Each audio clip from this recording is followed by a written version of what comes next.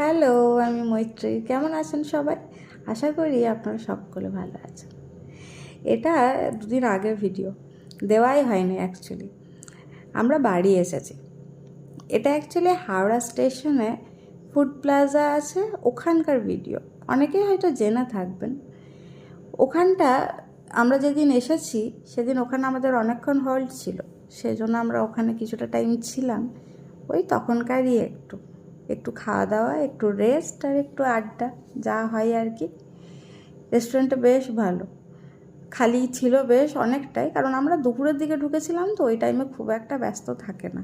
Howrah station সবসময় ভর্তি, কিন্তু রেস্টুরেন্টের ভেতরটা একটু খালি খালি ছিল। আর যেদিন এসেছি আমরা সেদিন বেশ গরম ছিল কিন্তু কলকাতায়। আর এই যে পিৎজা পেয়ে ভীষণ খুশি। এর থেকে ভালো জিনিস আর হতেই পারে না যে পিৎজার নাম করা হলো আর পিৎজা সামনে হাজির।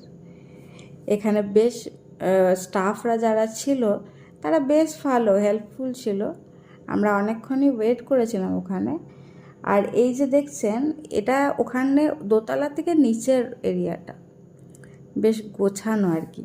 আমি ওই জন্যই উপর থেকে কিছুটা ভিডিও নিয়ে রেখেছিলাম। আপনারা ভালো থাকবেন, সাবধানে থাকবেন।